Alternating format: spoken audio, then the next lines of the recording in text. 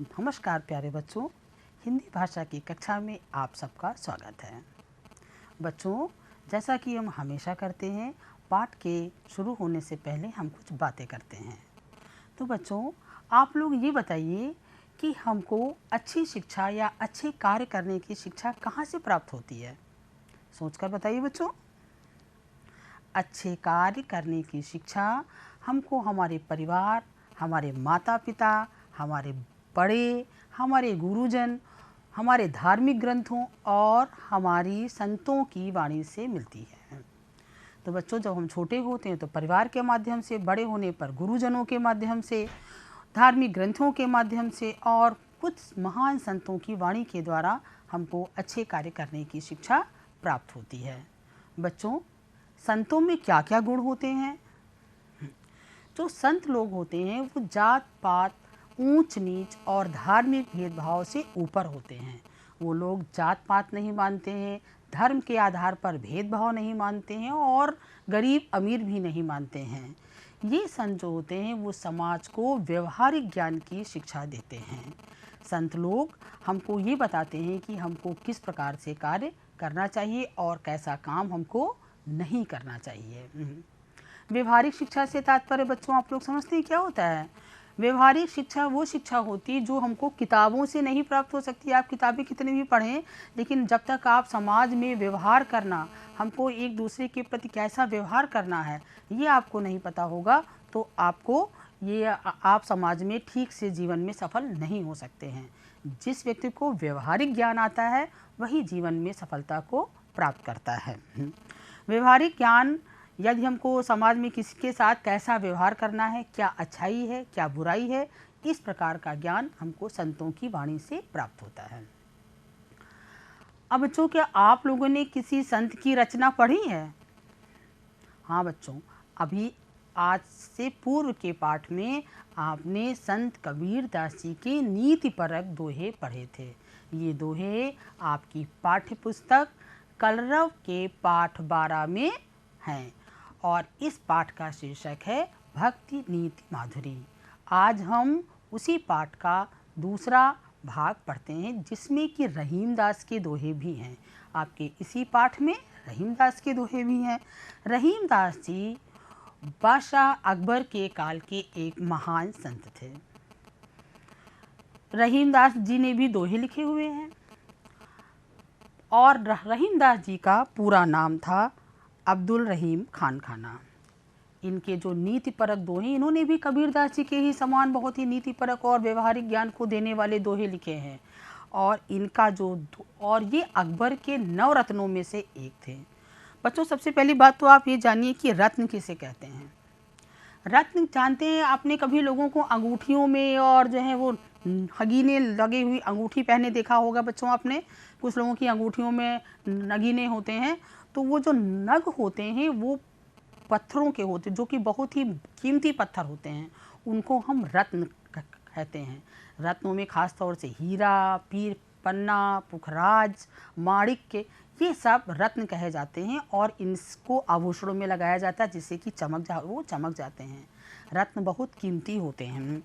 तो अकबर ने क्या किया था कि अपने राज्य से 9 व्यक्तियों को चुना था। वो 9 व्यक्ति जो किसी विशेष क्षेत्र में विशेष योग्यता रखते थे, ऐसे व्यक्तियों को उन्होंने चुना और उनको अपने दरबार में विशेष स्थान दिया था और उनको 9 रत्न कहे थे। जिस तरह से रत्न कीमती और दुर्लभ होते हैं, रत्न का मतलब नगीने से होता है, उसी प्रकार से जो उनके वो 9 व्यक्ति थे वो भी उसी प्रकार से अत्यंत गुणवान थे और अत्यंत विद्वान थे अपने अपने क्षेत्र में, जो कि राज्य के संचालन में अकबर की मदद करते थे। अब्दुल रहीम खान खाना भी उन्हीं में से एक थे। उनको भी 9 रत्नों का स्थान प्राप्त था। इसके अलावा अन्य कई 9 रत्न ऐसे हैं जिनके बारे में आप लोगों ने सुना होगा, पढ़ा होगा। जैसे एक 9 रत्न थे बीरबल। बीरबल बहुत ही बुद्धिमान थे बच्चों। बीरबल के जो किस्से हैं अकबर और बीरबल के, वो खूब सुने जाते हैं। वो अपनी बुद्धिमत्ता के कारण 9 रत्नों में से एक थे। इसी प्रकार से एक दूसरे रत्न थे तानसेन। तानसेन बहुत बड़े संगीतज्ञ थे, उन्होंने बहुत से रागों का आविष्कार किया। कहा जाता है कि वो अगर कोई राग बजाते थे तो जो है बारिश होने लगती थी या दिए जल जाते थे, इस प्रकार के थे। इसी तरह से कोई इतिहासकार था, कोई संगीतकार था, कोई बुद्धिमानी के लिए प्रसिद्ध था, कोई जो है वो खास तरीके का ज्ञान रखता था जिससे कि राज्य के संचालन में वो मिले, कोई कवि, लेखक, इस प्रकार के नवरत्न वो थे। और उन्हीं नवरत्नों में से एक थे अब्दुल रहीम खान का नाम। इन्होंने भी नीतिपरक और व्यवहारिक ज्ञान के दोहे लिखे हैं। इनकी जो प्रसिद्ध रचनाएं हैं रहीम दोहावली और रहीम सतसई, ये इनकी 2 रचनाएं हैं। और इनके दोहों को बच्चों अब हम पढ़ते हैं। मैं पहले पढ़ूंगी और आप जो हैं, मैं दोबारा जब पढ़ूंगी तब आप भी मेरे साथ में पढ़िएगा इन दोहों को। अब मैं शुरू करती हूँ, आप लोग भी ध्यान दीजिए। बिगड़ी बात बने नहीं, लाख करे किन कोय, रहीमन बिगड़े दूध को, मथे न माखन होए। अब बच्चों आप भी पढ़िए हमारे साथ। बिगड़ी बात बने नहीं, लाख करे किन कोय, रहीमन बिगड़े दूध को, मथे न माखन होए। अब अगला दोहा है। जो रहीम उत्तम प्रकृति, का करि सकत कुसंग, चंदन विष व्यापते नहीं, लिपटे रहत भुजंग। जो रहीम उत्तम प्रकृति, का करि सकत कुसंग, चंदन विष व्यापते नहीं, लिपटे रहत भुजंग। अंतिम दोहा है बच्चों। बड़े बड़ाई ना करे, बड़े न बोले बोल, रहीमन हीरा कब कहे, लाख टका मोल।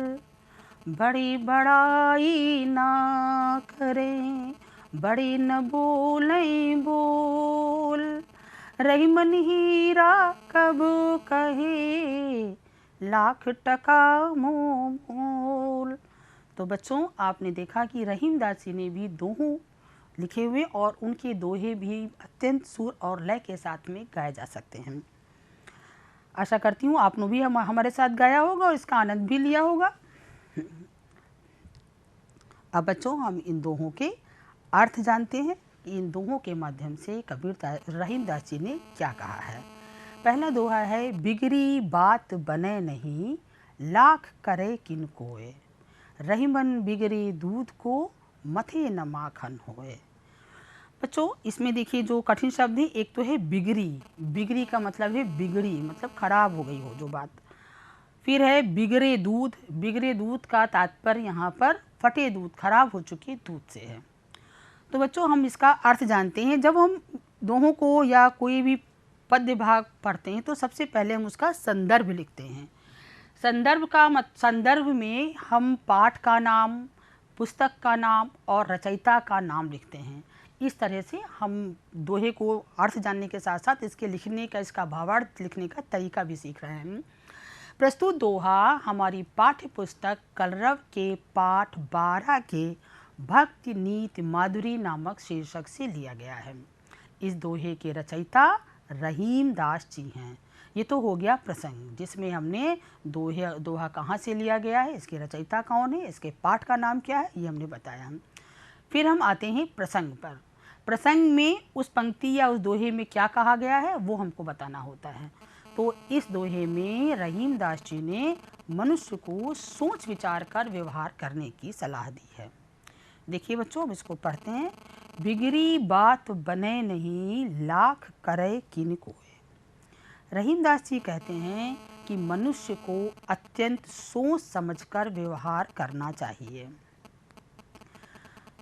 जैसे कि कहा कि बिगड़ी बात, यदि हम सोच समझ कर व्यवहार नहीं करते हैं और हो सकता है कि हमारे अनुचित व्यवहार करने के कारण दूसरे से हमारा संबंध खराब हो जाए या हमारा उससे मनमुटाव हो जाए, तो फिर वो संबंध दोबारा कभी भी वैसा ही ठीक नहीं हो सकता है जैसे कि पहले था। बिगड़ी बात बने नहीं, लाख करे किनकोए।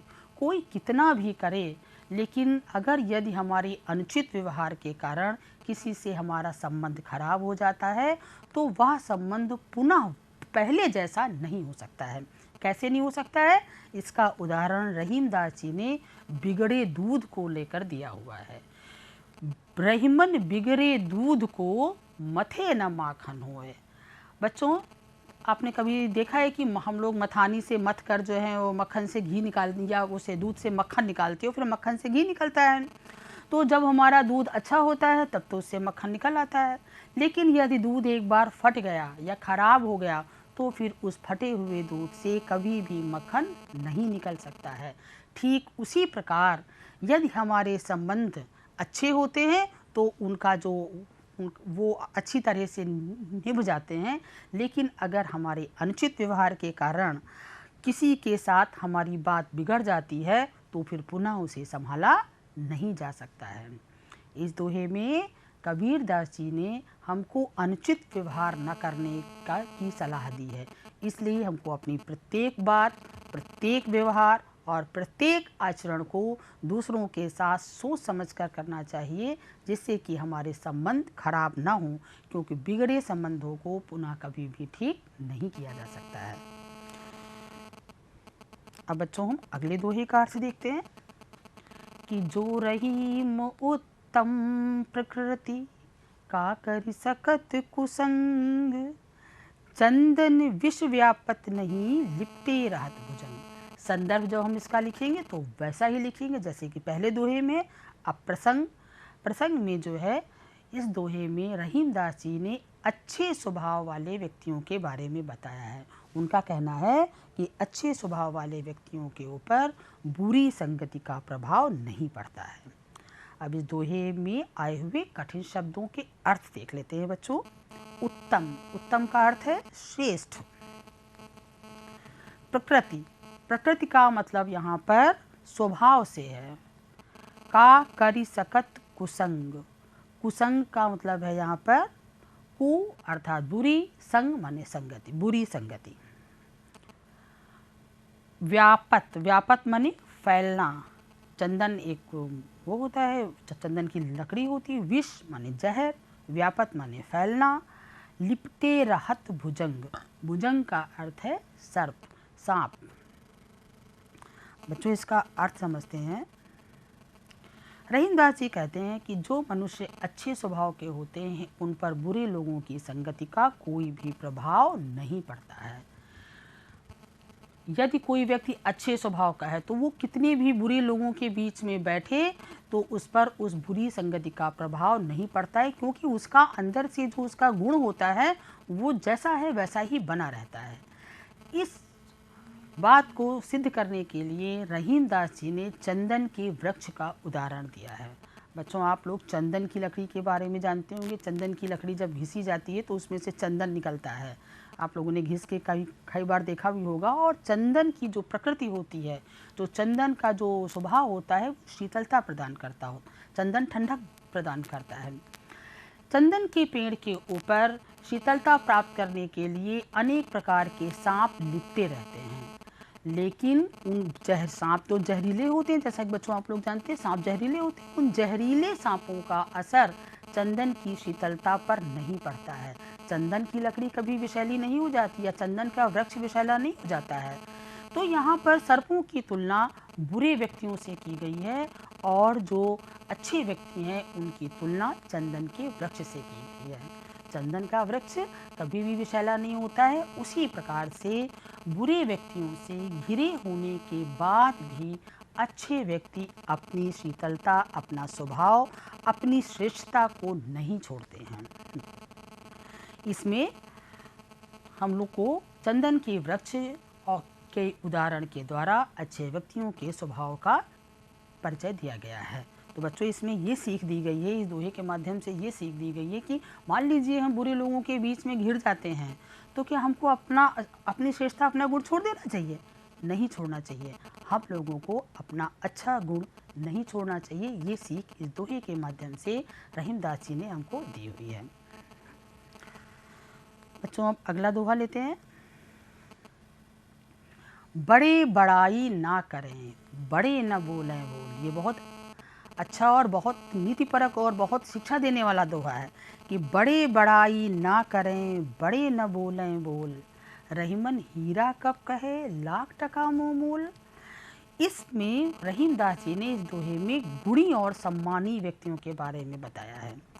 बड़े का मतलब है गुणी और मोल का मतलब, इसमें दो कठिन शब्द हैं, मूल्य। बाकी तो इसमें आपने रहीमदास जी ने ये बताया है कि जो बड़े और सम्मानीय व्यक्ति होते हैं, जो अच्छे, जिनमें स्वयं अपने गुण होते हैं, वो अपनी तारीफ स्वयं नहीं करते हैं। बच्चों इस प्रकार के लोग हमको हमारे समाज में आजकल बहुत मिल रहे हैं, जो बिना मतलब अपनी तारीफ किया करते हैं कि मैं जो हूँ, मैं ऐसा हूँ, मैं वैसा हूँ, स्वयं अपनी तारीफ किया करते हैं। लेकिन जब वो चले जाते हैं तो लोग कहते हैं देखो इसमें ऐसा कोई गुण नहीं है, फिर भी अपनी तारीफ कर रहे हैं। तो ऐसे व्यक्तियों के लिए रहीमदास जी ने यहाँ बताया कि बड़े बड़ाई ना करें। बड़े का अर्थ है सम्मानी, श्रेष्ठ, अच्छे गुणों वाले व्यक्ति स्वयं अपनी बड़ाई, स्वयं अपनी प्रशंसा, तारीफ नहीं करते हैं। बड़े न बोलें बोल, और ना ही लंबी लंबी बातें छोड़ते हैं, ना ये कि मैं ऐसा हूँ। मतलब बड़े बड़े बड़े बोल बोलना, मतलब झूठी और लंबी लंबी बातें बोलना, ऐसा काम अच्छे व्यक्ति नहीं करते हैं। रहीमन हीरा कब कहे, लाख टका मोह मोल।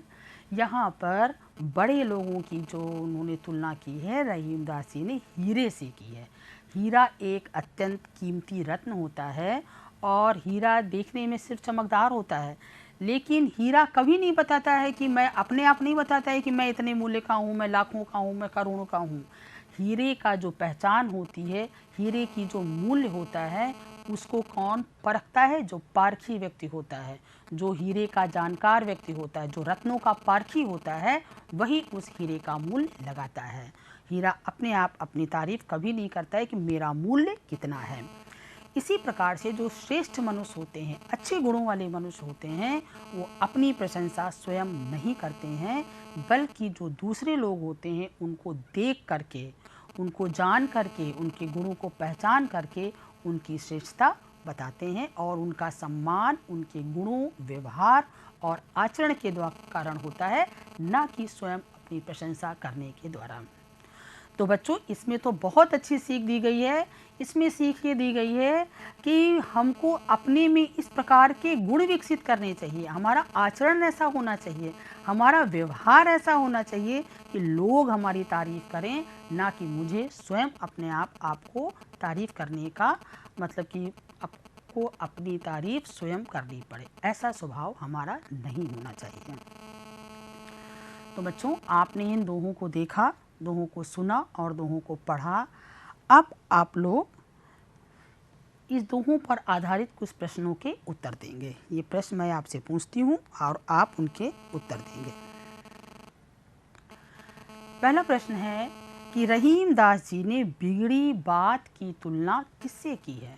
सोचकर बताइए बच्चों कि रहीमदास जी ने बिगड़ी बात की तुलना किससे की है? रहीमदास जी ने बिगड़ी बात की तुलना फटे दूध से की है, खराब हो चुके दूध से की है। जिस प्रकार फटे हुए दूध से मक्खन नहीं निकल सकता है, उसी प्रकार से बच्चों खराब हो चुके जो संबंध हैं, जो बिगड़ हो चुके जो संबंध हैं, वो कभी भी सुधारे नहीं जा सकते हैं। अगला प्रश्न का उत्तर दीजिए बच्चों कि बुरी संगत का प्रभाव किस प्रकार के लोगों पर नहीं पड़ता है? थोड़ा सा सोच कर देखिए, आपने अभी दोहे पढ़े हैं कि बुरी संगत का प्रभाव किस प्रकार के लोगों पर नहीं पड़ता है। उत्तम प्रकृति, जो श्रेष्ठ स्वभाव वाले व्यक्ति होते हैं, उन पर बुरी संगति का प्रभाव नहीं पड़ता है। इसमें बुरे स्वभाव, उत्तम प्रकृति वाले जो व्यक्ति होते हैं, उनकी तुलना चंदन के साथ की गई है, और जो बुरे स्वभाव वाले व्यक्ति होते हैं उनकी तुलना सर्पों से की गई है। चंदन की वृक्ष की तुलना किससे की गई है? चंदन की वृक्ष की तुलना बच्चों अच्छे स्वभाव वाले मनुष्यों से की गई है, जो कि अपना स्वभाव नहीं छोड़ते हैं। अब अगला प्रश्न देखिए बच्चों, किस प्रकार के व्यक्ति अपनी प्रशंसा स्वयं नहीं करते हैं? देखिए, किस प्रकार के व्यक्ति अपनी प्रशंसा स्वयं नहीं करते हैं? श्रेष्ठ और सम्मानीय व्यक्ति अपनी प्रशंसा स्वयं नहीं करते हैं और उनकी प्रशंसा उनके द्वारा, उनके आचरण के द्वारा, दूसरों के द्वारा की जाती है। बच्चों, आपने देखा, इन प्रश्नों के उत्तर भी आपने दिए। अब आशा करती हूँ कि आपको पाठ अच्छी तरह समझ में आ चुका होगा। आपके पाठ के अंत में कुछ अभ्यास कार्य हैं जिनको आपको पूरा करना है। इन अभ्यास कार्यों में आपको अधूरी पंक्तियाँ पूरी करनी हैं।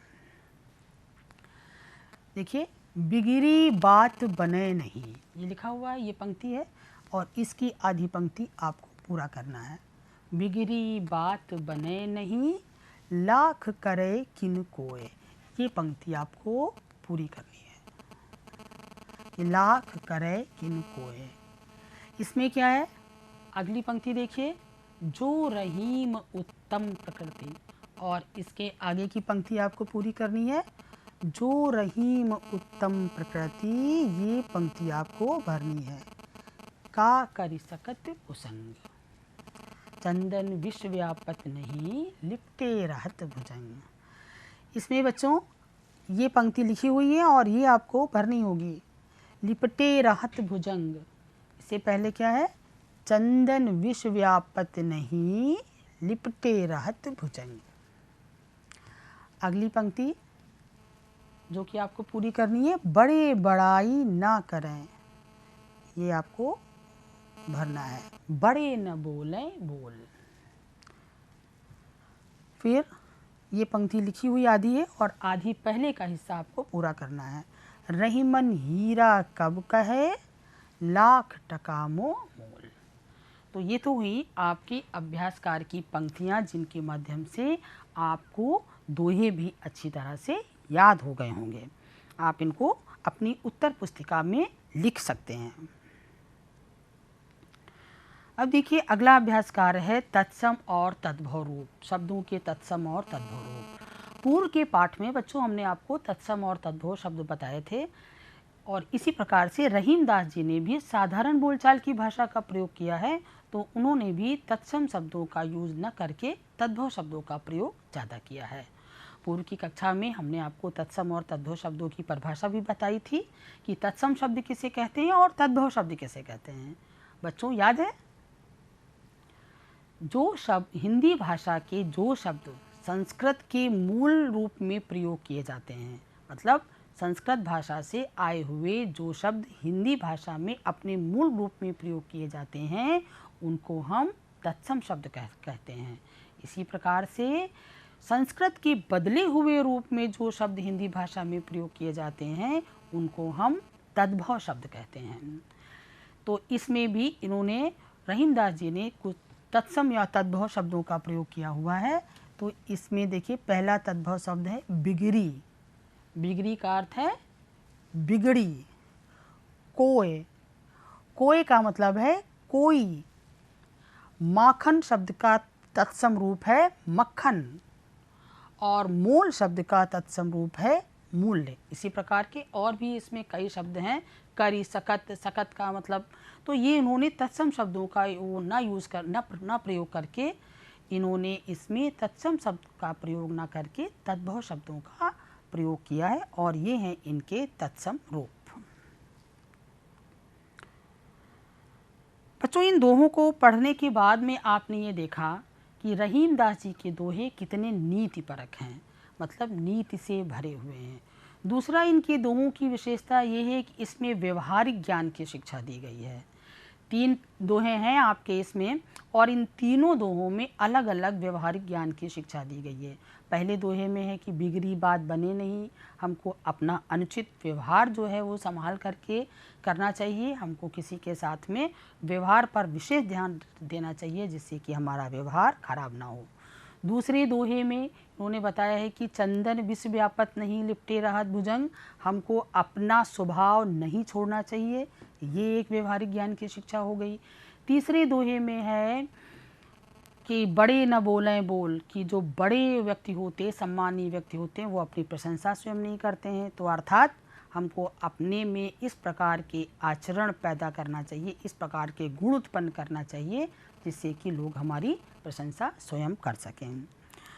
दूसरी बात, आपने एक बात बच्चों और देखी होगी कि रहीमदास जी सैकड़ों वर्ष पूर्व पैदा हुए थे और सैकड़ों वर्ष पूर्व उन्होंने ये दोहे लिखे थे, लेकिन उनके ये दोहे आज के समाज में भी उतने ही प्रासंगिक हैं, उतने ही लोकप्रिय हैं। जैसे लगता है कि उस समय और आज के समाज में ऐसा कोई फ़र्क नहीं था। आज के लोग भी उनसे उसी प्रकार की शिक्षा ग्रहण कर सकते जैसे सैकड़ों वर्ष पूर्व किया करते थे। तो जो संतों की वाणी होती है वो समाज को हमेशा सुधारने का काम करती है। ऐसा आपने इन दोहों के माध्यम से देखा बच्चों। आशा करती हूँ दोहे अच्छी तरह समझ में आ गए होंगे। अब हम लोग एक मज़ेदार काम करते हैं बच्चों आपने बहुत से पोस्टर बनाए होंगे।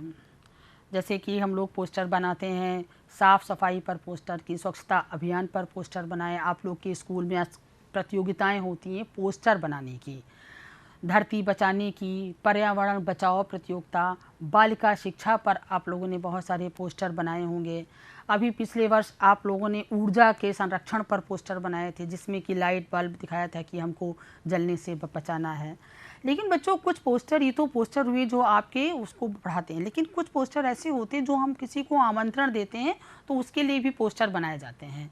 जैसे कि आपके स्कूल में कोई जैसे मेला हो या आपके गांव में कोई मेला चल रहा है, तो उस मेले के लिए एक पोस्टर जैसे आपने देखा होगा जगह जगह चिपकाए जाते हैं कि ये पोस्टर कहाँ पर है और ये मेला की स्थान क्या होगा, यहाँ पर आप लोग आइए। इस प्रकार के पोस्टर आप लोगों ने बच्चे खूब देखे होंगे। तो देखिए ये एक पोस्टर है आपकी अभ्यास पुस्तिका में, आप इसको पढ़िए फिर आप पोस्टर बनाएंगे। इसमें सबसे ऊपर से पढ़िए, दशहरा के पावन अवसर पर, ध्यान से पढ़िए, उत्तर प्रदेश सद्भावना समिति ललितपुर की प्रस्तुति। ठीक है। अखिल भारतीय कवि सम्मेलन, दिनांक 30/10/2020, समय सायं 6 बजे से। स्थान का नाम है देखिए दशहरा ग्राउंड ललितपुर। कृपया अधिक से अधिक संख्या में पधार कर कवियों की रचनाओं का आनंद लें। ये पोस्टर है। अब आप बताइए कि इस पोस्टर के आधार पर कुछ प्रश्न हैं, आप इस पोस्टर को देख करके इन प्रश्नों को उत्तर दें। इस पोस्टर में किस बारे में बताया गया है? देखिए बच्चों इस पोस्टर में अखिल भारतीय कवि सम्मेलन के बारे में बताया गया है। अगला प्रश्न है, यह आयोजन किसके द्वारा किया जा रहा है?